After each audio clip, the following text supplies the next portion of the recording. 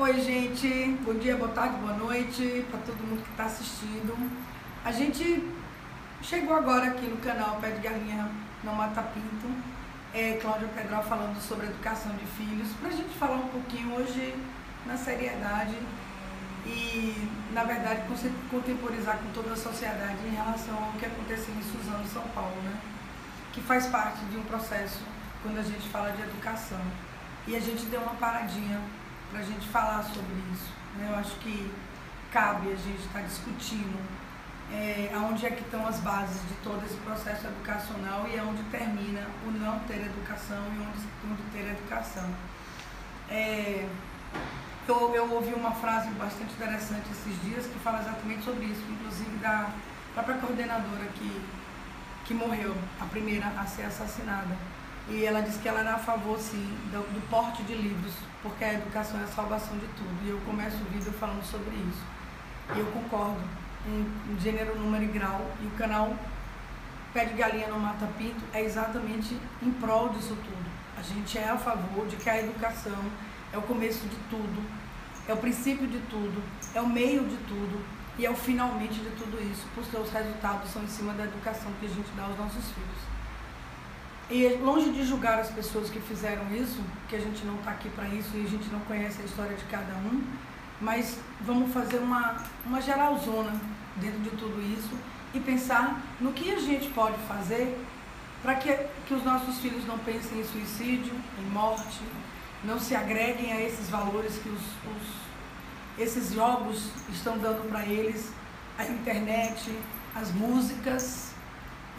Eu ouvi um cantor falar essa semana passada no carnaval que ele canta sobre a bunda, ele canta sobre ralar no chão, ele canta sobre a cachorra, que ele fala de valores. Ele tem até o direito de falar isso. Cabe a gente julgar se isso são valores.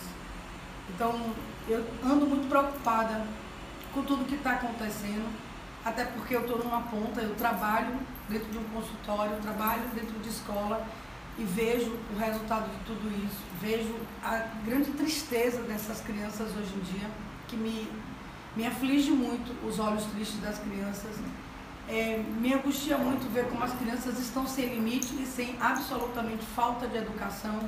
Eu considero isso uma síndrome dos maléis, síndrome do mal educado, que na verdade não se nasce com isso, porque síndrome tem uma etiologia de nascença. E as crianças não nascem com isso, mas elas terminam admitindo e adquirindo maus hábitos, mau comportamento, má índole, má ações.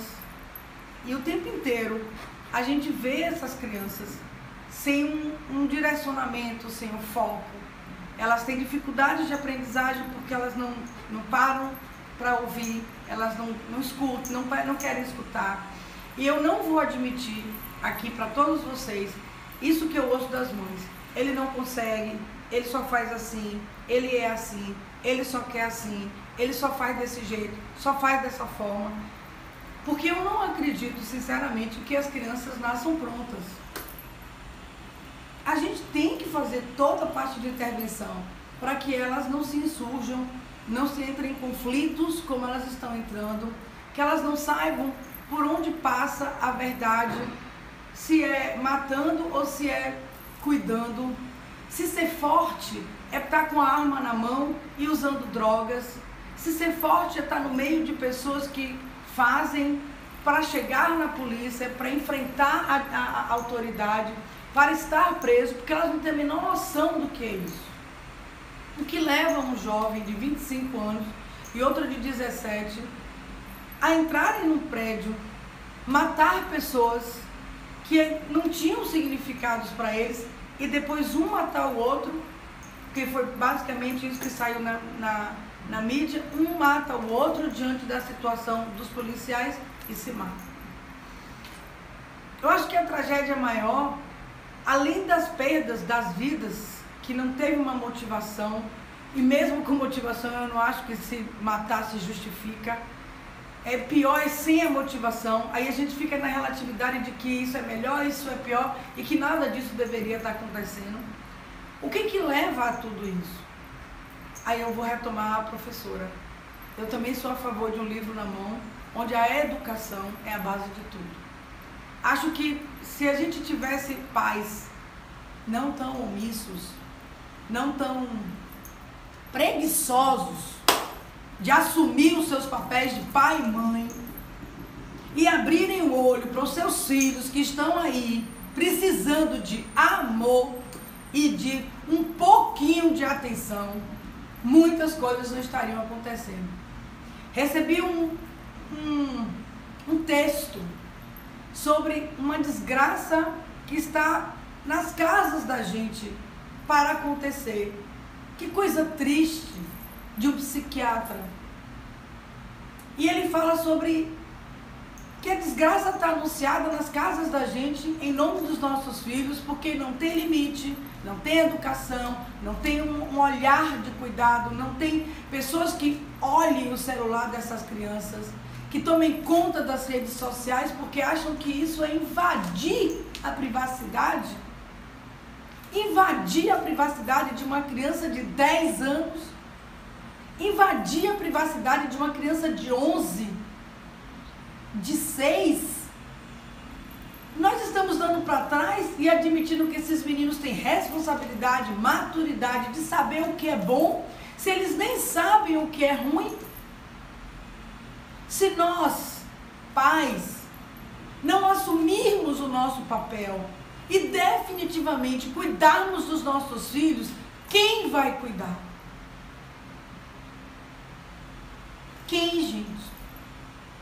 Me aflige ver tudo isso, porque não adianta simplesmente incriminar esse garoto de 17, esse rapaz de 25 anos. Também não adianta buscar entender tudo que causou, porque eles mataram.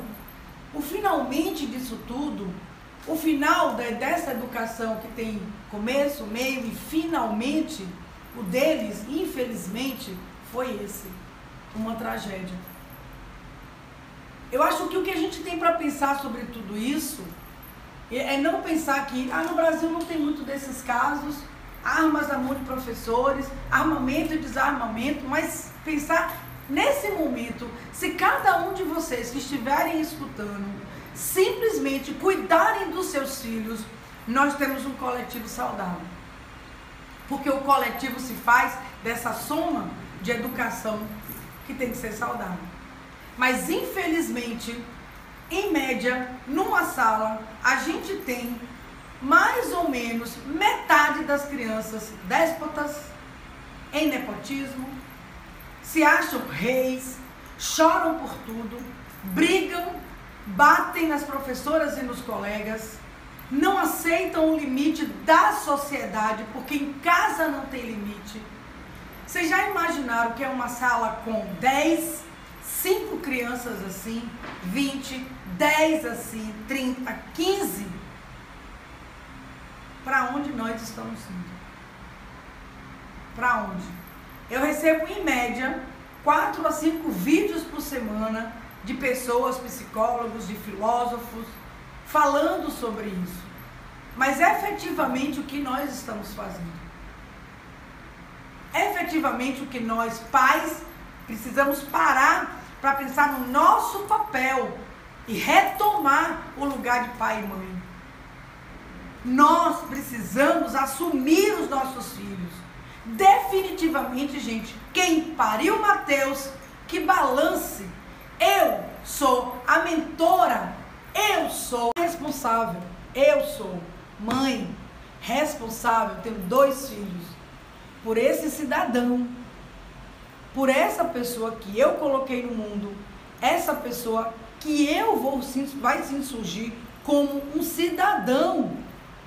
Ele precisa ter na ideia da cabeça leis, regras, obediência, limites, consequências. Ele precisa ter essa noção de que lá fora ele não vai encontrar uma mãe que o cobre, que o super protege, que o super cuida e que toda hora justifica as suas atitudes erradas. Eu preciso ensinar o meu filho a ser um cidadão, a saber lutar contra tudo isso. E eu preciso ser nesse momento tudo eu tenho que ser da proteção, inclusive ao campo de guerra. Porque eu preciso ensinar o meu filho a saber conduzir-se. Eu preciso fazer isso. Eu tenho o dever como eu, cidadão. A gente não vai mais se delongar, porque eu acho que eu desabafei. Porque a gente discute isso em rodas, a gente fala sobre isso, a gente fala isso tecnicamente, a gente traz isso em palestras, a gente sozinha em casa, a gente sente a dor, a gente chora, a gente não é capaz de imaginar a dor dessas pessoas. Meu filho saiu pela porta e entra por um caixão. Eu acho que ninguém vai saber essa dor, a não ser que passe. Eu sinceramente espero que quase ninguém passe por isso. Eu queria que essa fantasia fosse eterna. Quem sabe um dia vence a guerra, a paz vence a guerra e viver será só festejar. Guardem isso para vocês. Um beijo no coração. Cláudia Pedral, pé de galinha no Mata Pinto.